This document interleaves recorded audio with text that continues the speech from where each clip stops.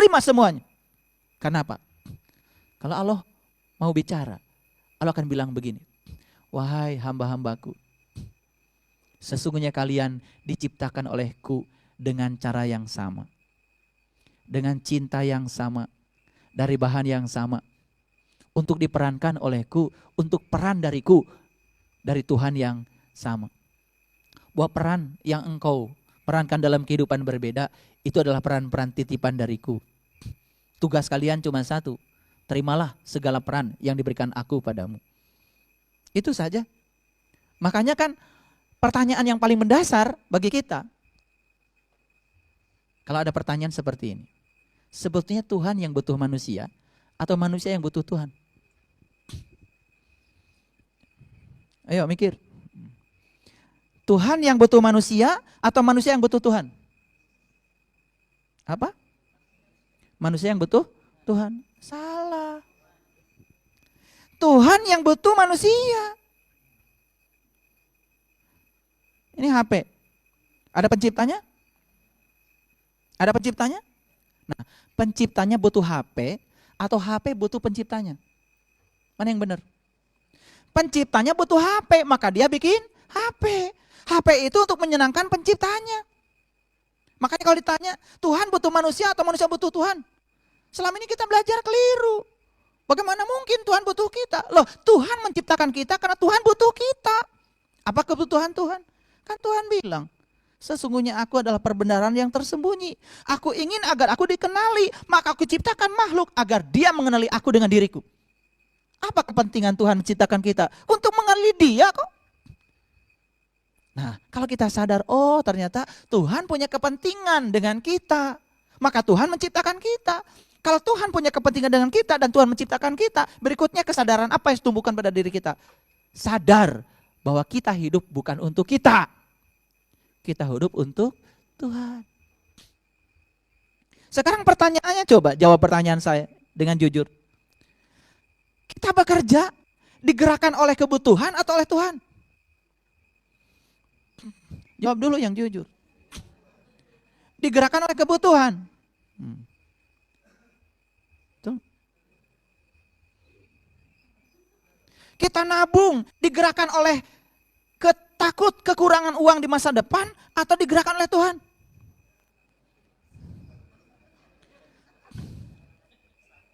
Kita makan, ya. Takut kelaparan atau karena digerakkan Tuhan? Kita minum, takut kekurangan air tubuh kita atau digerakkan Tuhan? Jangan-jangan 99,99% aktivitas hidup kita hari ini bukan digerakkan oleh Tuhan, tapi digerakkan oleh keinginan kita sendiri. Lalu di mana Tuhan yang menciptakan kita? Dan hebatnya Tuhan tidak menghukum. Sekalipun kamu terus-menerus menggunakan kehidupan yang dianugerahkan Tuhan, kata Tuhan, aku telah hadiahkan kepadamu. Bahkan aku melinggih dalam tubuhmu sebuah kehormatan. Tapi seburuk apapun perilakumu, aku tetap menyayangimu. Karena aku ciptakan kamu dengan cinta dan aku menunggu kamu pulang dengan penuh harap dan cinta. Jadi Tuhan menunggu kita pulang. Dari mana sumbernya penderitaan manusia? Kan dari situ sesungguhnya. Karena kita lupa, kita diciptakan Tuhan seakan-akan untuk kita. Padahal Tuhan menciptakan kita untuk Tuhan. Harusnya apa? Harusnya kita berserah diri dong sama Tuhan yang menciptakan kita. Terserah Tuhan mau pakai saya untuk tujuan beliau yang mana. Apa yang kita lakukan selama ini? Kita menggunakan Tuhan untuk tujuan-tujuan hidup kita. Jika bisa, jika perlu Tuhan itu kalau bisa ya, dijadwal, dirantai. Betul?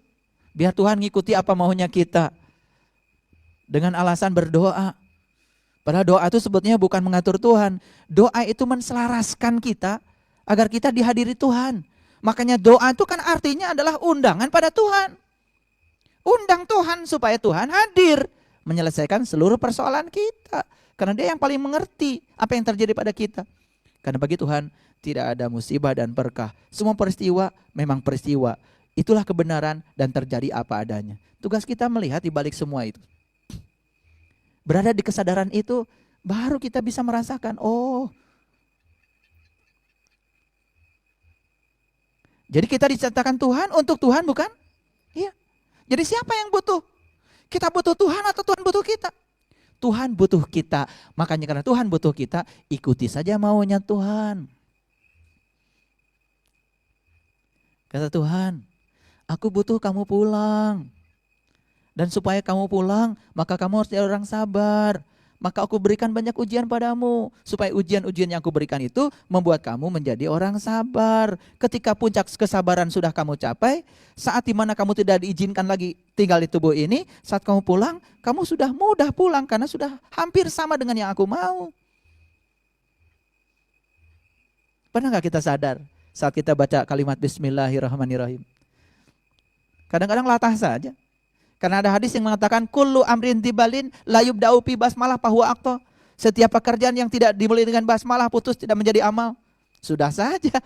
Kita setiap pekerjaan baca bismillah, setiap pekerjaan baca bismillah. Oke. Mungkin secara syar'i, yes. Secara syar'i ya, dari hukum fikih, hukum agama, dari hukum hadis, yes, terpenuhi. Tapi hakikatnya terpenuhi enggak? Coba sadari. Atas nama Allah yang Maha Pengasih dan Maha Penyayang. Atas nama loh. Apa boleh kita mewakili dia yang enggak kita kenali? Ngasih mandat aja enggak? Tiba-tiba kita GR aja merasa sebagai wakilnya. Pakai bismillah sih. Kalau yang pakai bismillah, habis baca bismillah ada kesadaran. Saya memberi uang kepada si A, membantu si A karena Allah sedang menggunakan saya sebagai tangannya. Dalam kesadaran itu apa perlu orang itu mengucapkan terima kasih kepada kita? Apa perlu orang itu kemudian menyanjung-nyanjung kita? Bahkan saat orang itu menghina kita setelah kita memberi kebaikan pada dia, tetap saja berbuat baik. Kenapa? Yang berbuat baik adalah Allah. Aku hanya menjadi kepanjangan tangannya saja. Dan kebaikan padamu itu dari Allah. Maka ucapkan saja alhamdulillah, segala puji bagi dia. Keren sebetulnya. Kalau dua kalimat itu saja sehari-hari kita implementasikan bismillah, alhamdulillah, bismillah, alhamdulillah. Mungkin gak lengkap lah pakai bismillahirrahmanirrahim. Bismillah saja sama alhamdulillah, udah keren banget. Saat kita sadar bahwa kita sedang menjadi kepanjangan tangan dia, maka kita pun menjadi terbebas dari keinginan untuk mendapatkan pujian. Dan kita juga terbebas kalau seandainya ada celaan. Berbuat baik saja. Karena memang itu sudah merupakan hukum alam. Karena Tuhan sedang menggunakan kita sebagai kepanjangan tangannya. Kenapa? Karena aku diciptakan bukan untukku, untuk dia. Kelahiranku atas tujuan dia. Karena kelahiranku atas tujuan dia, terserah dia menggunakan untuk apa. Keren gak kalau sudah begitu? Keren. Di tingkat kesadaran itu, semua menjadi indah. Semua menjadi indah. Itulah luar biasa. Nah, bayangkan coba, kita tidak punya kesadaran seperti itu. Merasa kita yang paling memberi, merasa kita yang paling berjasa. Maka disitulah kan kita sering berhenti berbuat baik. Coba, kenapa ibu, bapak berhenti berbuat baik sama si A? Kemarin juga saya kasih uang, dia udah wajahnya cemberut, gak senyum, tidak mengucapkan terima kasih lagi pada saya. Masih begitu gak kita kira-kira? Sudah tidak ya? Oh, kalau sudah tidak, sudah maju banget itu. Sudah mendekati kebahagiaan itu. Tapi kalau masih di dimensi itu, subhanallah, itulah sumber penderitaan. Baca bismillah, iya baca. Baca alhamdulillah, iya juga baca. Sekarang saya tanya, Rasulullah mengajarkan kepada kita baca alhamdulillah kapan? Kalau saya baca hadisnya, ucapan alhamdulillah ketika dapat musibah dan bersabar. Ucapan alhamdulillah ketika dapat berkah dan bersyukur. Jadi dalam musibah dan berkah, dua-duanya harus pakai alhamdulillah. Yang satu bersabar, yang satu bersyukur. Lanjutannya yang beda, tapi ucapannya ada. Sekarang tanya, pernah gak ibu bapak gagal misalkan bisnis? Alhamdulillah bisnisnya gagal. Atau ngundang teman-teman syukuran? Gak pernah. Karena kita hanya bisa menempatkan alhamdulillah pada sisi di mana kita mendapatkan berkah. Dan itu bukan syukur, karena syukur itu melihat berkah dan musibah sebagai peristiwa yang harus terjadi sebagai kebenaran apa adanya. Sebagai sebuah peristiwa yang harus terjadi sebagai kebenaran semesta apa adanya. Dan dibalik itu semua pasti ada, seperti contoh saya tadi. Yang memberi, mungkin dia dapat karma dari kebaikannya dia memberi. Yang diberi, dia sedang dapat karma karena dia biasa memberi. Yang menyakiti, mungkin juga ya. Dia sedang menunaikan tugasnya. Untuk apa? Untuk meluluskan proses bayar utang karma pada orang lain. Yang disakiti juga sama pentingnya. Yang menyakiti, yang disakiti sama pentingnya. Begitu kita berada di kesadaran itu, proses pelunasan utang karma menjadi sangat mudah. Makanya jangan menghalangi proses pelunasan utang karma untuk diri sendiri dan orang lain. Maka bekerja samalah dalam hidup ini untuk saling bahu-membahu melunasi utang karma kita. Yang suami istri gimana? Yang suami istri juga begitu. Bahu-membahu. Ya, saling bekerja sama. Kalau tidak sadar dengan itu, nanti bisa malah saling menyakiti, tidak saling menerima. Ada pernyataan yang sangat luar biasa dari Kiai Haji Mustafa Bisri. Beliau mengatakan begini, betul malaikat itu selalu melakukan yang benar dan tidak pernah salah. Betul setan itu selalu melakukan yang salah dan tidak melakukan yang benar. Yang diberi izin melakukan salah dan benar kan manusia. Bukan diberi izin. Manusia itu memang ada peluang untuk melakukan itu. Jadi karena manusia ada peluang untuk melakukan benar dan salah, maka manusia itu justru tidak diberi peluang untuk saling menyalahkan. Peluang yang paling besar untuk manusia saling mengingatkan. Coba perhatikan saya. Saya tidak sempurna, kadang saya juga melakukan kesalahan, saya juga kadang melakukan yang benar. Saya melakukan kesalahan, jangan disalahkan, diingatkan supaya tidak salah lagi. Apa yang terjadi selama ini? Kita lupa bahwa kita malah justru saling menyalahkan. Sudah kita salah, saling menyalahkan, kan tambah salah. Harusnya kita sadar bahwa kita bisa salah, bisa benar. Tugas kita saling mengingatkan. Kita ini manusia nih. Kadang salah, kadang benar. Ayo kita saling mengingatkan, kan gitu. Bukan saling menyalahkan. Kalau setan dengan setan, biasanya suka saling menyalahkan. Lah iya, kan setan itu tempatnya salah. Makanya setan dengan setan saling menyalahkan. Jadi kalau ada manusia yang saling menyalahkan, kan sebetulnya dia nggak tahu siapa namanya itu. Jawab sendirilah. Makanya berhenti kita saling menyalahkan dan dibangun menjadi saling mengingatkan. Kesadaran bahwa manusia tempat salah dan benar itu bukan untuk saling menyalahkan, tapi kita untuk saling mengingatkan. Mengubah kalimatnya sedikit saja yang dilakukan oleh orang bijaksana, itu menjadi bijaksana kita. Tindakan kita juga menjadi sedikit halus, lembut. Makanya lihat orang yang sudah mencapai kebijaksanaan dalam pengetahuan spiritual dan sains atau semesta ini. Sejuk biasanya. Tidak pernah menebarkan kebencian, tidak pernah menebarkan kemarahan, ya. Sangat mengerikan ya. Kalau mau mengajarkan spiritual itu dengan memicu adrenalin para muridnya. Makanya kalau belajar spiritual harus bahagia. Kayak ibu-ibu sini, senyum aja dari tadi, ya. Belajar spiritual itu jangan cemberut. Karena yang sedang dipelajari kan kebahagiaan. Kalau kita ingin mempelajari kebahagiaan, untuk bahagia jalannya harus bahagia. Jadi belajar spiritual harus bahagia, senyum. Belajar spiritual dari datang di tempat ini cemberut aja. Udah gitu ditakut-takutin, ya. Oh, kerudungnya ngerapi itu, masuk neraka itu. Itu rambut keluar satu helai itu, masuk neraka. Sudah datang ke sini penuh dengan kedukaan, sedih, bingung dengan kehidupan. Begitu nyampe di ruangan ini, dimasukkan ya kata-kata yang memicu adrenalin. Otomatis tubuh kan tidak akan memproduksi hormon-hormon yang membahagiakan. Apa keluar dari sini akan kelihatan jadi bercahaya? Enggak. Kalau dari sini tambah keriting-keriting. Habis ngaji wajahnya malah jadi serem. Itu sesat, itu pengajian kayak gitu. Pengajian itu harus bahagia. Makanya di pengajian ceritakan yang bahagia. Bukankah para nabi dan para rasul itu memberikan kabar gembira? Coba baca ayat Quran diulang-ulang. Tugasnya para nabi dan para rasul itu membawa kabar gembira. Tidak ada di Quran mengatakan tugasnya mereka membawa kabar duka. Enggak ada. Karena bagi mereka duka pun bisa menjadikan suatu kegembiraan. Karena mereka sudah mencapai kesadaran itu.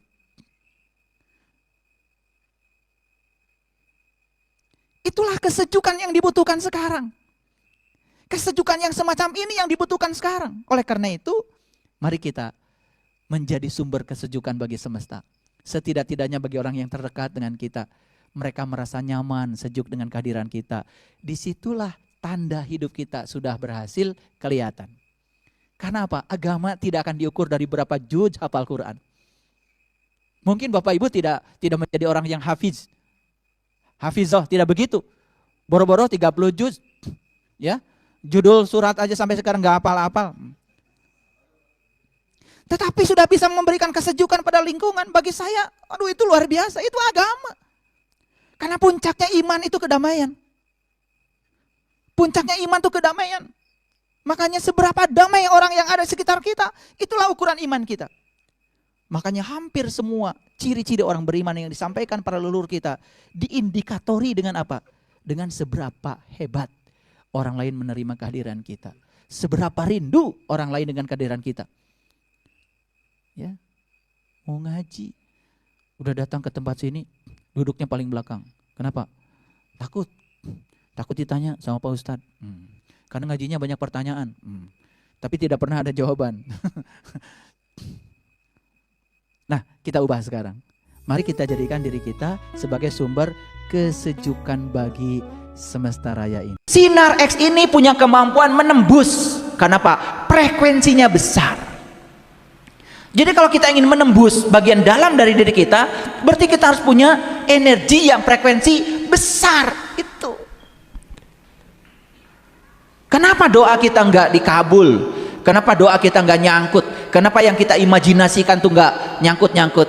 Karena lemah frekuensinya. Energinya lemah. Harusnya punya kekuatan seperti sinar X. Perhatikan saya Bapak Ibu. Semua yang kasar tidak bisa meresap kepada yang kecil. Untuk bisa meresap harus lembut. Coba, batu saya taruh di karpet nggak bisa meresap. Tapi kalau air tumbah di karpet bisa meresap. Kenapa? Batu tuh kasar, sedangkan air lembut. Makanya kalau ingin meresap, ya harus lembut. Kasar, gampang tersinggungan, gampang marah, baperan. Kalau ngomong nyakitin. Batu tuh. Ya model-model kayak gini, apapun yang dia sampaikan ke semesta, mantul. Gak bisa meresap. Kan untuk meresap itu harus lembut. Selembut sinar X. Frekuensinya tinggi, panjang gelombangnya kecil, tapi dia meresap ke seluruh bagian. Sedalam apapun dia bisa foto. Bahkan di paru-paru di dalam ada flex misalkan, ketemu sama ronsen. Bapak Ibu, kalau kita mau belajar sedikit aja dari sains, kaitkan dengan spiritual, wih keren banget. Keren banget, betul nggak? Kenapa kita tidak menembus, tidak bisa menembus energi halus, energi lembut? Kenapa kita tidak bisa resonan dengan kesadaran semesta, kesadaran murni? Kasar, banyakan dandan.